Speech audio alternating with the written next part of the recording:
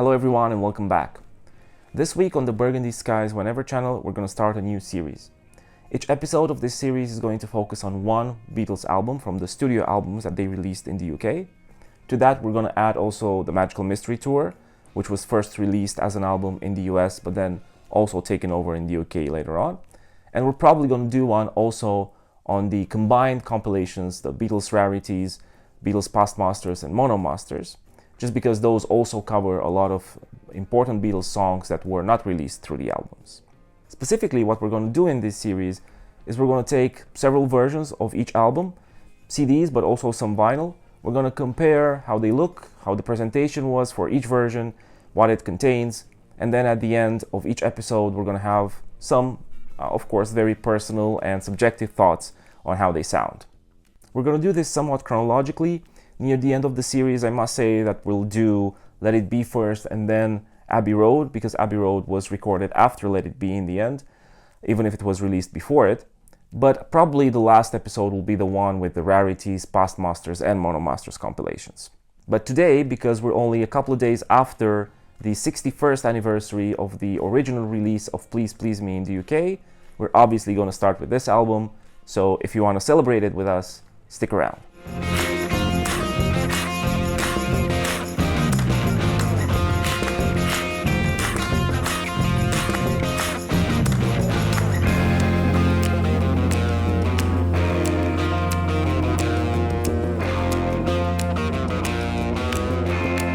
Now, let's start with the earliest version of this Beatles album that I have in my possession, which is this German pressing of Please Please Me with the Apple EMI Electrola logo up here. Now, this one is actually a repress, but it is a repress of a version of this album that is considered by many Beatles fans to be the best sounding one. It's similar to the Magical Mystery Tour in that sense, where an earlier Horzu pressing titled The Beatles, so with mostly German writing, was considered to be the best sounding one with a -2, I think, matrix. This one has the same matrix, so it is also considered to be one of the best sounding ones, and I can actually confirm that. And this one, as opposed to the initial one, the The Beatles one from Horzu, does have the regular, let's say, cover, both front and back, right, with the now iconic picture on the front with the four Beatles, but also the back with the Tony Barrow notes and the track listing. Now, this one, I'm going to also show you the disc as well, has, I think, the original sleeve, you know, with a poly inner, but only one window, let's say, through which you can actually see the disc. And the disc, because this is a 1973 pressing, is with the Apple label. Now, there's not much else to say about this. We'll talk a little bit about how it sounds near the end. Just that it, you know, it looks kind of good. You know, the cover is in excellent condition. I think very few marks on it. Pretty clean as well. And you know, the disc itself was also one that sounds excellent, and it was kept in pretty good condition. It's not as in good condition as the Magical Mystery Tour one that I shared a few weeks ago, but it is still quite a well-kept pressing.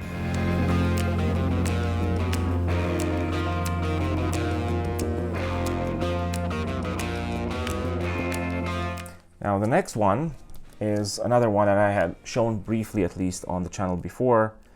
It's a late 1970s pressing of Please Please Me from the Netherlands, from Holland.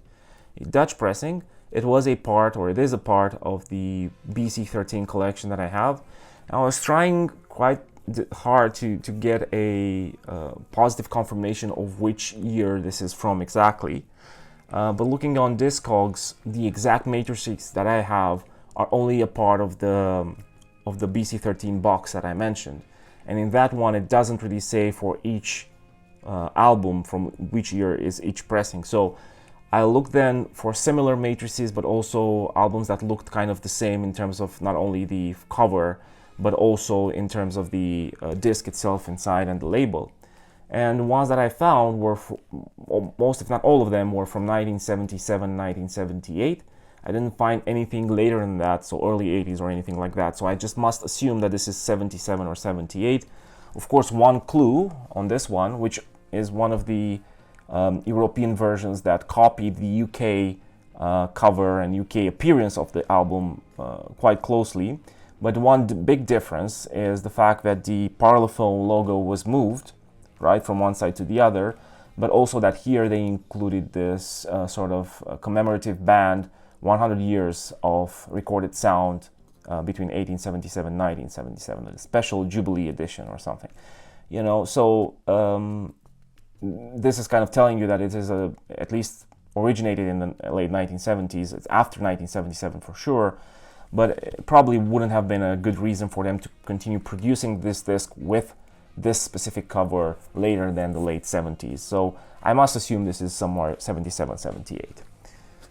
Now, the back, again, with the Tony Barrow notes, as well as the track listing, and most of the details actually, with even the Emitex, down here, the Emitex sort of commercial to their products. You know, they kind of copy the UK one quite closely with this version of the album.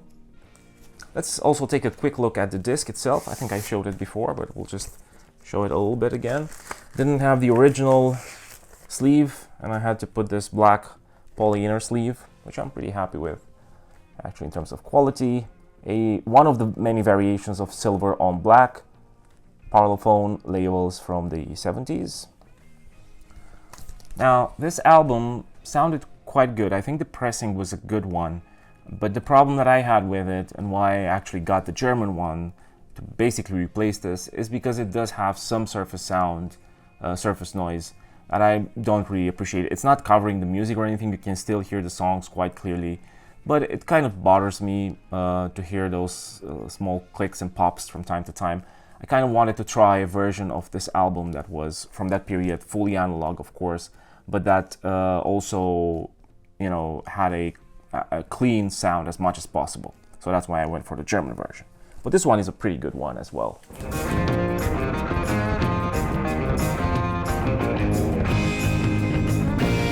Now, we covered the first two vinyl albums and we went up to almost 1980.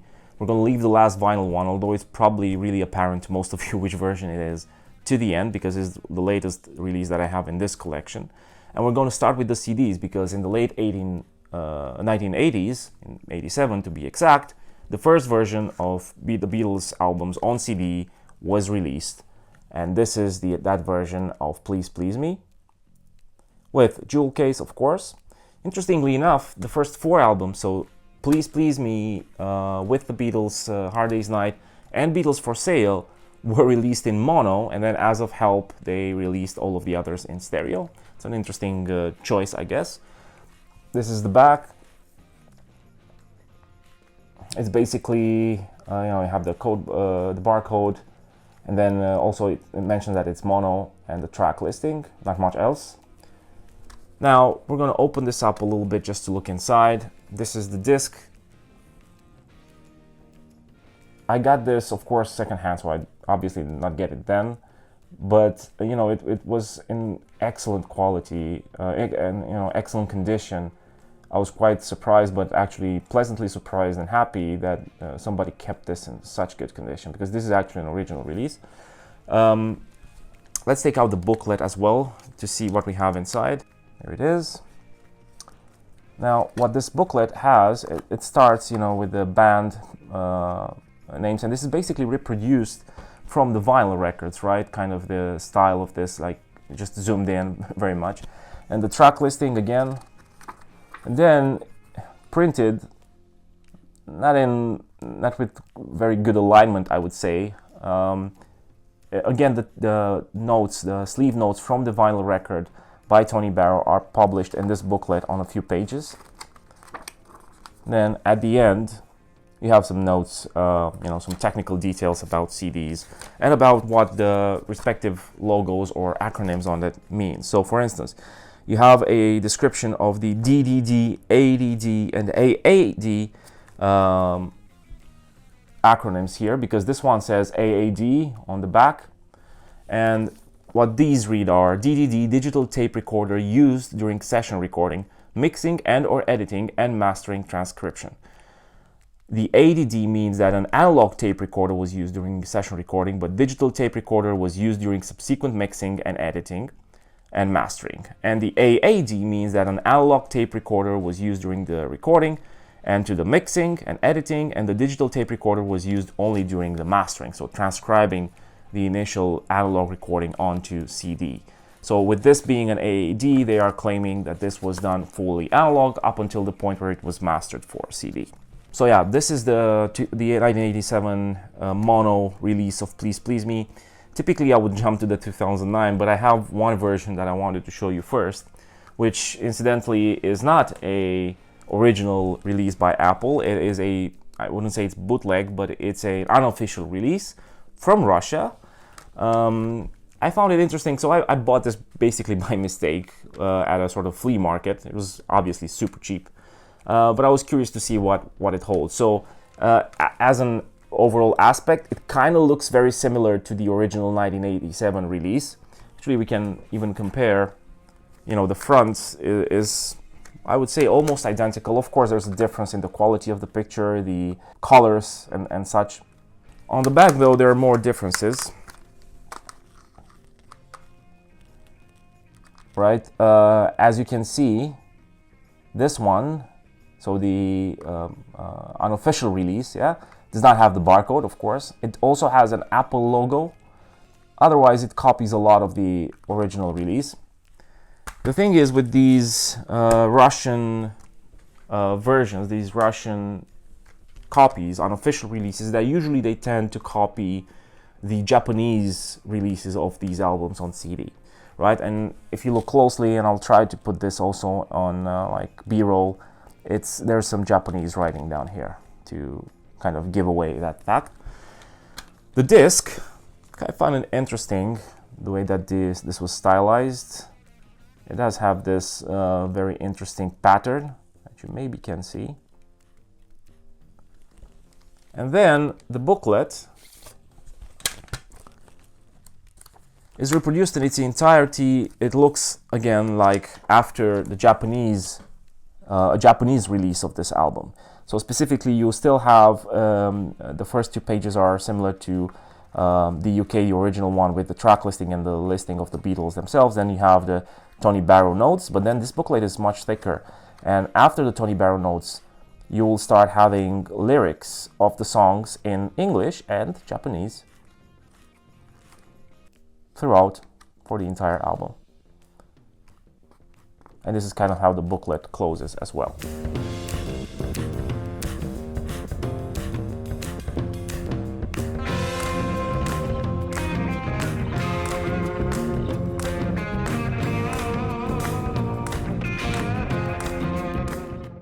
Now let's move on with 2009 releases. Of course, the stereo in the digipack as part of the Beatles stereo collection from 2009, the box set, the black one, that is actually somewhere behind me. Now this one I showed before, so I'll not spend too much time on it. It's a fold-out booklet, or actually fold-out digipack, sorry, with a booklet included. We're going to look at the booklet as well for a second. This one, as opposed to the original booklets from the CDs, has a different picture on the back. Then you do have the kind of, similarities where they have the names of the Beatles reproduced in the style of the original LP.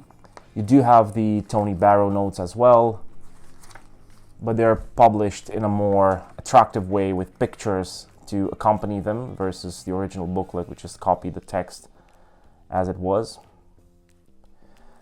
And then you have more pictures as well intertwined with the text. And then this one has a bonus. So after the Tony Barrow notes are finishing on this page, and you also have the picture that was used for introducing the Beatles, then you also have some historical notes added. again with pictures intertwined. Some recording notes as well. And I think some credits here as well at the last page. So it's a more complete, and informative booklet. It includes what was on the original LP, but also has something extra. Before we move to the mono one, let's take out the disc as well. These ones I like more than the original ones because of the reproduction of the label from the original discs, right? And in this case, again, it's the gold on black. This one with the mention that it's stereo. And actually, we're going to look at the mono one as well. And we'll get to compare the two discs. I think we can do that before we close this part. So let's take the mono one out of its protective outer sleeve. Again, we've looked at this right before, and when we had the detail comparison between the stereo and the mono box sets. So I think we're okay in that sense.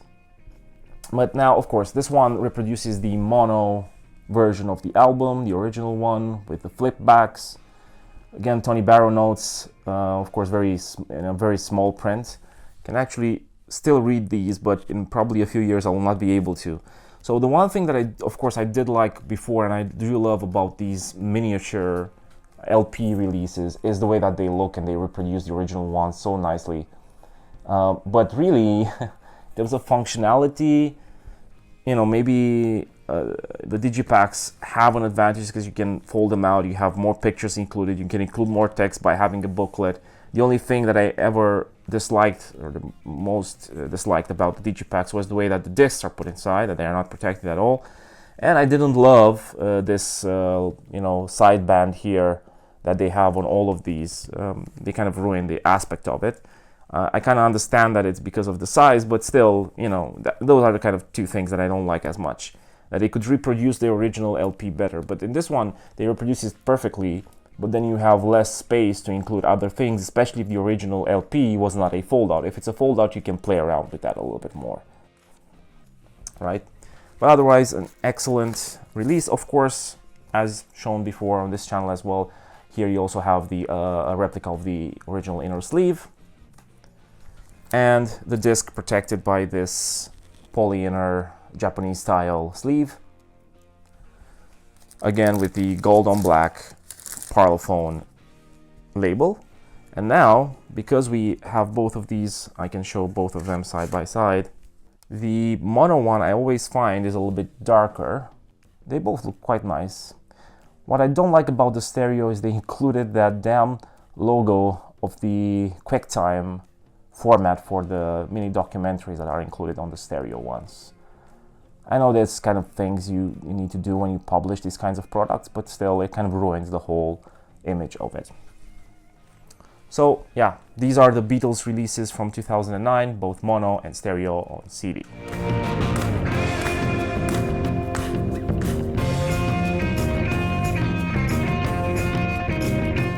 Now the last one for today, and chronologically as well in the order of release, is the 2012 re-release of the vinyl album. This was also part of a 2012 box set, of course.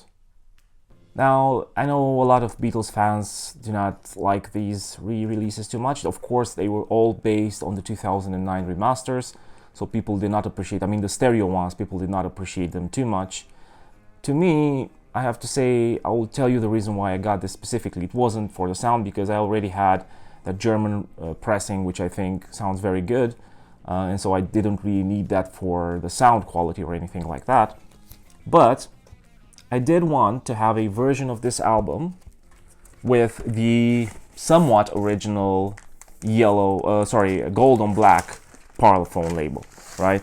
And to get the original one, because only the first, the very first sets of pressings had that, then even for Please Please Me it was replaced by the yellow and black label.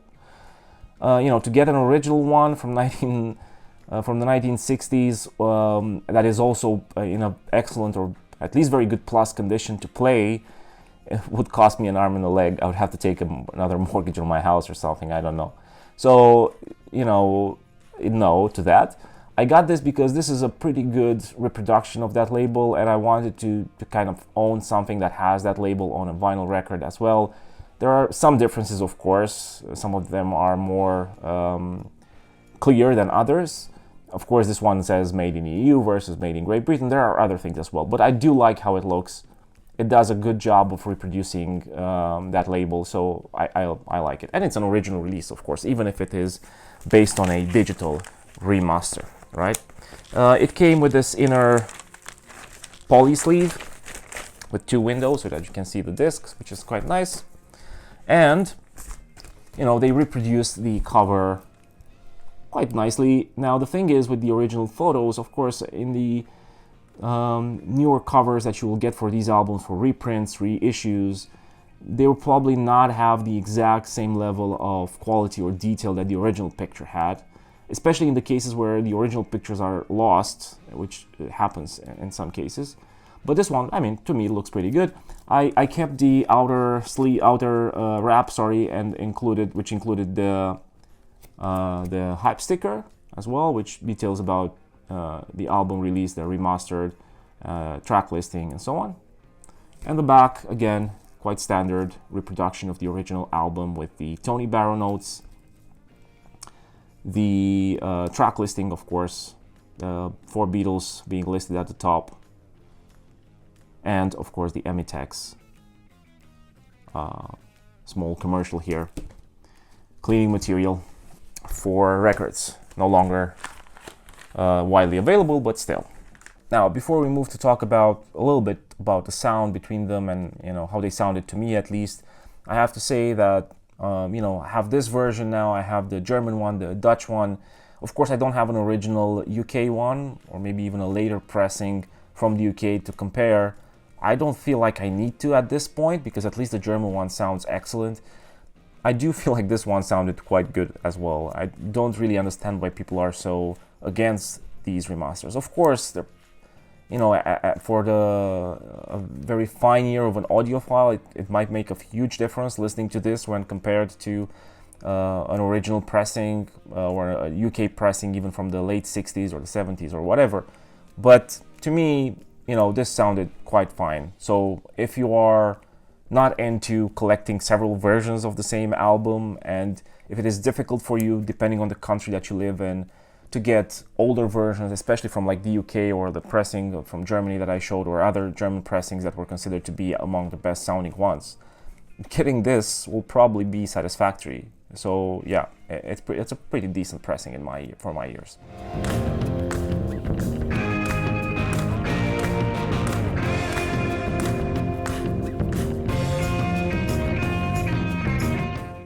Now, specifically for the vinyl, from a sound perspective, I do like all of these 3 pressings. I really am not going to say that any of them is way worse than the others in any case. But the one that I would possibly leave out, just for the fact that it has a little bit more surface noise, is the Dutch one. And I would prefer the German one because it's both, the original analog sound, and it sounds really good, and the vinyl is quite clean. But I do appreciate the 2012 one. I cannot stress that enough. To me, it's not a bad pressing. I know it comes from a digital remastering, but it sounded good enough. Now, in terms of the things that I did notice, because I was listening to all of them, but I had to listen to all of them sequentially. Of course, I don't have like 3 turntables that I can listen to in parallel. And I didn't want to do that thing where people are taking the sound out of their system and they're putting it into the computer and measuring wavelengths. I cannot talk about wavelengths. I can see that maybe one of them is more dynamic than the other, one of them has wall of sound or whatever. I could see that. But, in the end, that doesn't affect my listening experience at all. My listening experience is how I listen to the records, how I feel about what I'm hearing. And I couldn't feel anything bad about any of these 3 pressings, to be honest, not even the 2012 one. It seemed like the 2012 one is a little bit louder, maybe has just a tight more reverb, that I could notice, but barely. Otherwise, nothing much in that sense.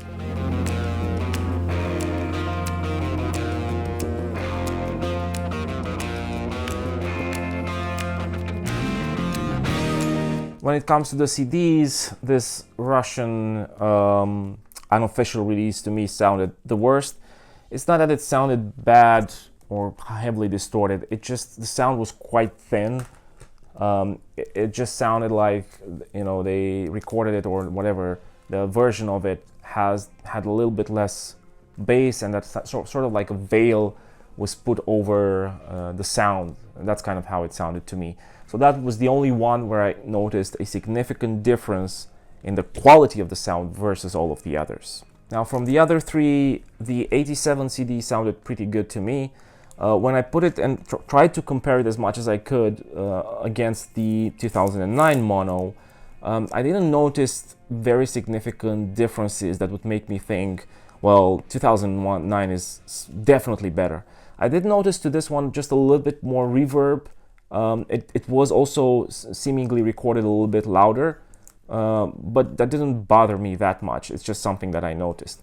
Otherwise, it sounded quite good, and I think anyone who has it in their collection could have a very good experience in listening to this one.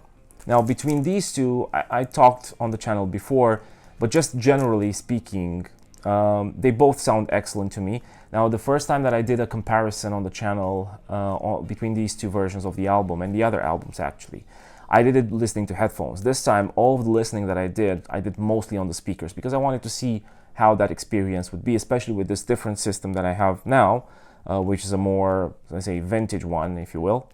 And I did notice, of course, differences. There are differences, especially if you sit closer to the system, because in the stereo one, obviously, you can hear the separation quite well between the two speakers, I mean, which I don't tend to enjoy that much. In some cases, it sounds good, but in some cases, it's a little bit jarring hearing the separation completely, especially for the vocals. I feel like the vocals, aside from like backing vocals and like effects that might have appeared in some of the songs, I feel like it would have been a better choice to have the vocals centered.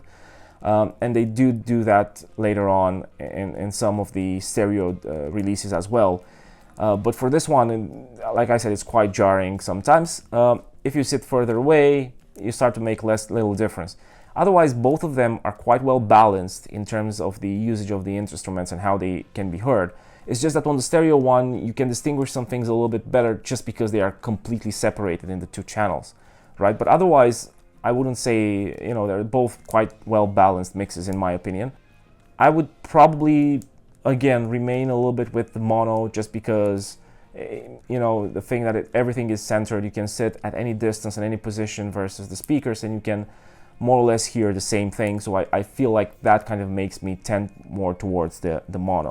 And between the two monos, if I were to compare between the 2009 and the 87, I only slightly prefer this one. It just, just very slightly, but I cannot even argue in the sense that I could say, oh, this is way better, because it just seems a little slightly more pleasant experience for me to listen to this one. But I wouldn't say no to the 87 one either. Now, the thing is that for all of these albums, when I was trying to listen to them, it's quite difficult to do a proper comparison, because even if I have like a 5-disc changer, when changing between a disc and another, it takes a few seconds. So if you want to positively compare two pieces of sound right next to each other and say, okay, the beginning of a track, let's say, and compare it between two discs to two CDs, it's quite difficult sometimes. Between CD and vinyl, it was a little bit easier because I could switch the input in the amplifier between the phono and the CD, and so I could get a comparison. But again, I must say that aside from loudness, in the fact that some of them are a little bit louder, so the volume is a little bit bigger from the start on some of these, especially on the CDs compared to the vinyl, but also on some of the vinyls compared to each other, and to the CDs compared to each other, right? The 87 is a little bit louder than the 2009 ones. Really, in the quality of sound, I couldn't notice very, very big differences. Some of them are a little bit, bass shy, or not bass shy, but some of them actually have more pronounced bass, and some of them you might want to turn the bass knob a little bit up. But then, the situation equalizes in my ears, at least. Another thing worth saying is that what I found was actually, for some songs, I would prefer the vinyl version, and sometimes a specific vinyl version. For some songs, I would prefer the CD version, and then again, a specific CD version. For some songs, I could even decide between two different versions, or even three. The one thing that I can say is that for some songs, I would prefer versions that are not on the albums or these albums themselves, but rather on compilations. So there are tracks where I could say that the the compilation albums from the Beatles box from Liverpool, to me, just sounded a little bit better.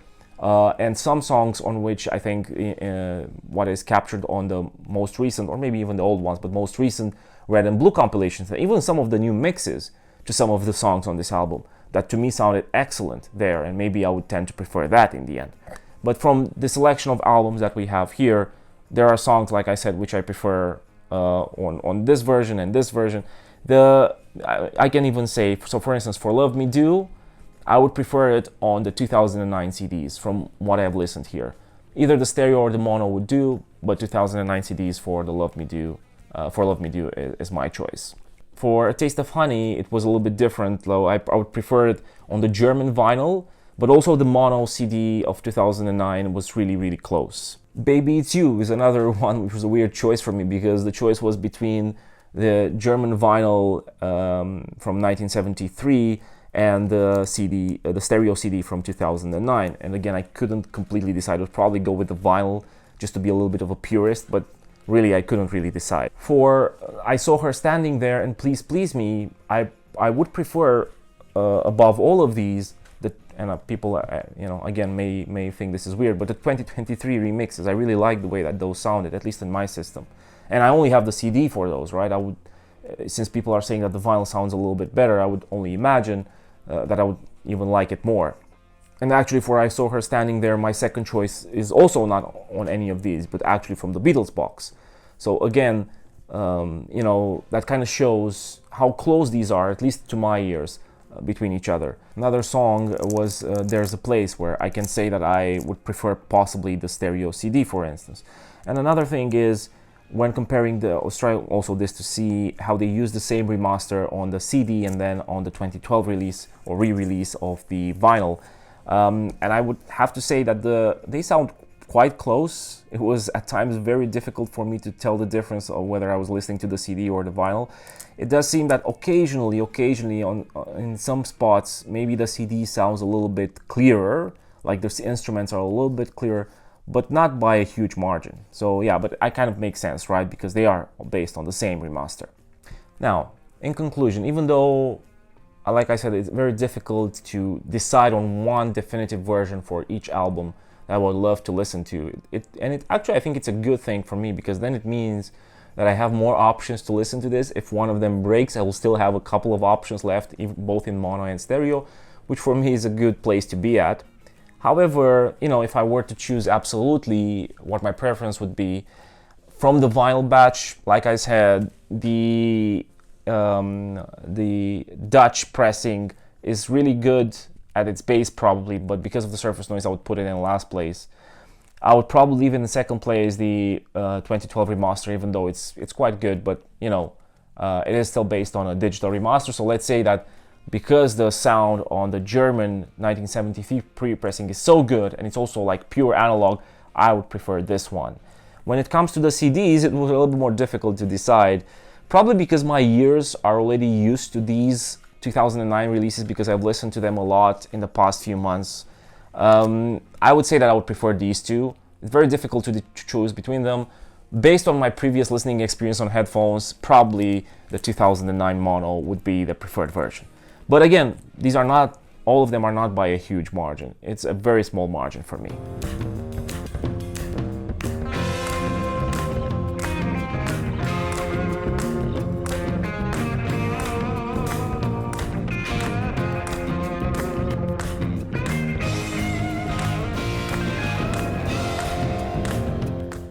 This concludes our first episode of this series, looking at different variations of Beatles albums. Like I said, for me, in terms of sound quality, it's very difficult to choose one over the other. There are maybe a couple which I could see letting go of my collection, like the Russian unofficial release, and even maybe the Dutch pressing from the late 70s, just because I have the German one now and the Dutch one is a little bit more used. It's not that it's a bad pressing or anything. Otherwise, it's difficult for me to choose. For some of the songs, I said that I would even prefer versions that are on some certain compilations or box sets. so not necessarily the ones on the album itself. But otherwise, it's very difficult for me with my ears, which are clearly a non-audiophile's ears, and as I'm getting older, probably they will get worse in that sense. I couldn't notice any differences that would make me throw away one of these versions or say that another one is miles better. Let me know what you think, though. I'm super curious to see on this anniversary of Please Please Me, what versions do you have and you maybe have listened to this weekend? If you have multiple versions, which ones do you prefer? Do you think that there's one that is miles above the others, really? Or is it, if you prefer one, is it more for sentimental reasons? So let me know all of those things in the comments. Thank you again very much for joining us, and I hope I'll see you with the next episode.